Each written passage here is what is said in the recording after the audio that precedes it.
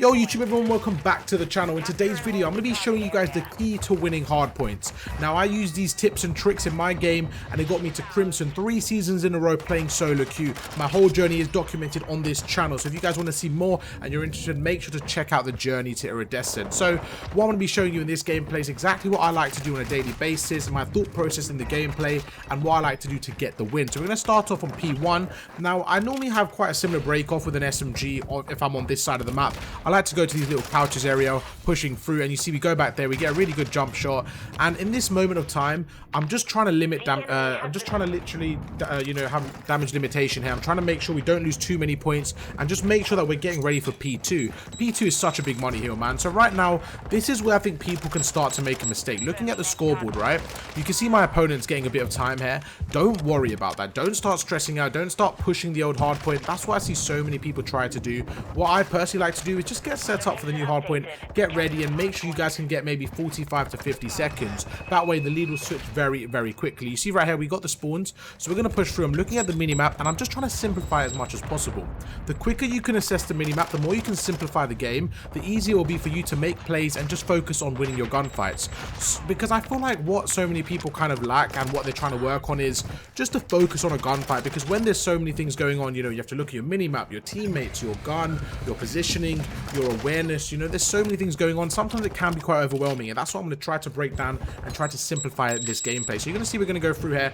I get a 3-piece. Now I'm stuck in a situation where I don't mind dying here, and I'm just going to hold my position. Now the reason why I say I don't mind dying, right, is because obviously you don't go into the game hoping to die in certain scenarios, but sometimes you're going to find yourself in certain positions where if you stay in that position and you maybe get a kill and then die, that's actually beneficial to your team, because you've essentially pushed out the enemy to their spawn and you've just made it a lot easier for your team to set up. We're going to go through there. That is some lucky centering, I'm not going to lie. He basically jumped right into my weapon. And now kind of one tip here I would say is, before you jump into this area, you know that this hardpoint is a very difficult one to break, right? Especially by yourself. So instead of trying to be the hero and trying to make the play, just wait for your teammates. Instead of getting into the hill, slay around the hardpoint, which is exactly what I'm doing here. You see we go through, we get 2 kills there, right? And what that did is it allowed my teammates to be in a 3 versus 2. Now, if my teammates trade that effectively, we're going to be able to break the hill with ease. And that's exactly what happened.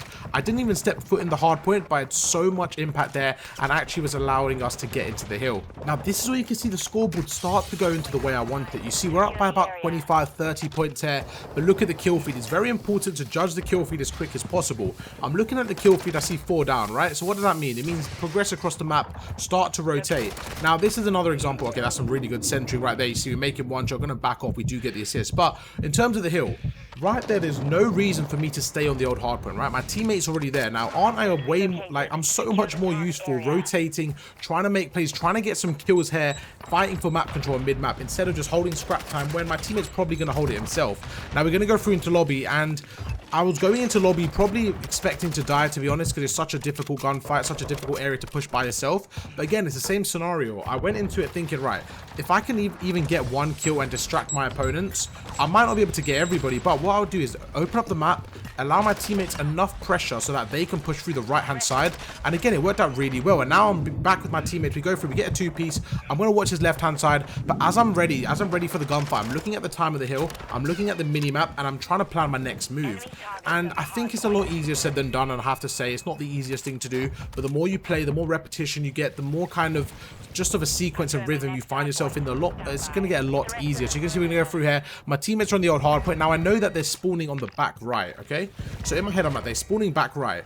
I started to doubt myself just in case they spawn the other side, but it doesn't look like that's the case. And as soon as I noticed they weren't spawning there, I came back to this side.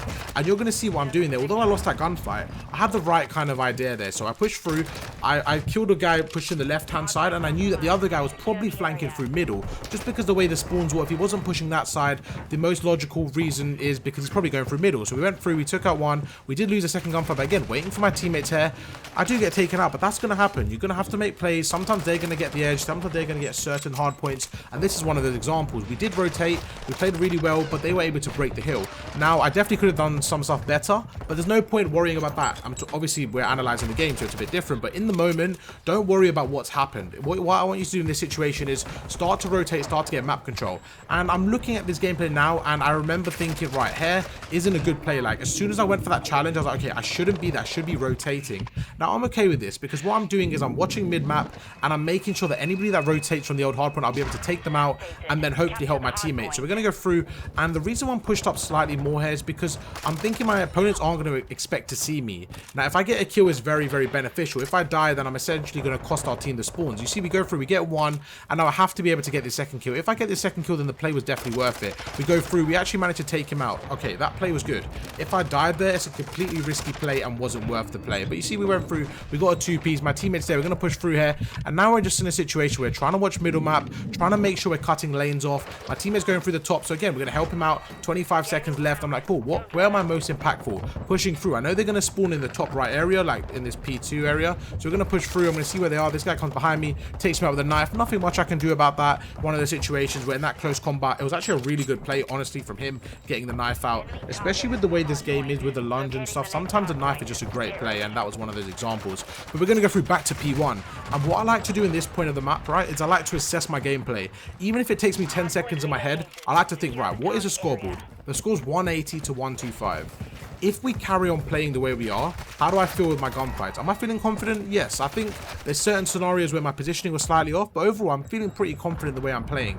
Now, what that means to me is if I carry on playing like this, we should be able to win the game if history kind of is projection. And you see, we're up by 65 points. So if we can carry on this trajectory, we'll be able to win the game. And that's what I'm thinking. Where if we were down by maybe 30, here, I'll be like, okay, you know what? The game's not going our way. Something has to change. I might change my role. And that's where I decrease my pacing, maybe switch up the weapon if needed. But here I'm like, you're right, we're playing well. I'm not really playing the objective. I'm playing around the hill and letting my teammates get the objective, and it's working okay. You know, I feel like my teammates are a bit more objective based, which really does help. Try not to always just be that slayer and be stubborn about it. If no one's getting on the hill, sometimes you got to switch things up. Luckily for me this game, I was able to have that free roaming role because my teammates were playing the hill. Now if nobody was getting in the hill and I was close to it, 100% I will play that hill. But right now I feel like I'm being very impactful on the map, and that's what it's about for me. Who has the most impact? You see right here, we're playing for spawns. This is a really good kind of creddy spot. It was a process of elimination, so I went through the right, I didn't see anybody, so I went all the way back to the left there, took out one. I spot the second guy again. I'm waiting for my teammates, just getting those few shots there.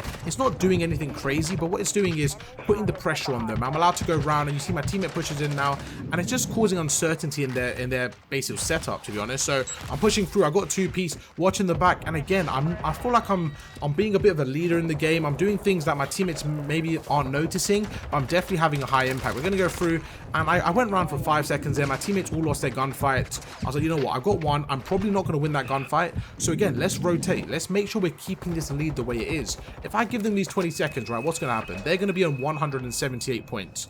That's not enough to win the game, but if they get the scrap time and the rotation, then things get scary. So while my teammates all fighting for the scrap time, I'm like, I have to prioritize a rotation. I'm by myself. I have to play my life here. So we're going to watch this door now. As soon as I notice he's not there, I'm going to turn around, try to get into some cover so I don't get shot from multiple angles. Now my teammate's in the hill with me. I feel a bit more secure. I'm going to look at the minimap and see exactly where they're looking.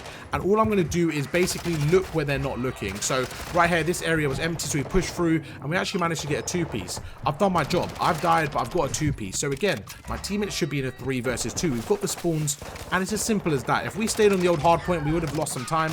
And if you guys are trying to get more kills, honestly, if you get your positioning and your rotation sorted first, it will really help you out in kills, because what that does is it puts you in power positions where you might not have the best gun skill, or your gun skill might be even or even worse than your opponent's. But because your position is so good, you're going to find yourself in areas where you're probably going to get kills when, even though they might out-talent you, you just are simply in the better position. And that's exactly what I feel like happened this game. I feel like I played pretty well. It wasn't too crazy. See, we dropped 24 kills. Now, we went up against a team of diamonds and a crimson. Now, that is a very, very good team, you know, especially because we had 2 crimsons, 2 diamonds. So it wasn't like we had a bot lobby for any means. It was a very good lobby, and I felt like it was very simple. As soon as we kind of rotated, prioritized our rotations, played for scrap time when we can, looked at the minimap, all those simple steps, if you can keep repeating, you can see how it works. We went 24 to 13. Hope you guys enjoyed the gameplay. I'll catch you guys for tomorrow's video. Peace.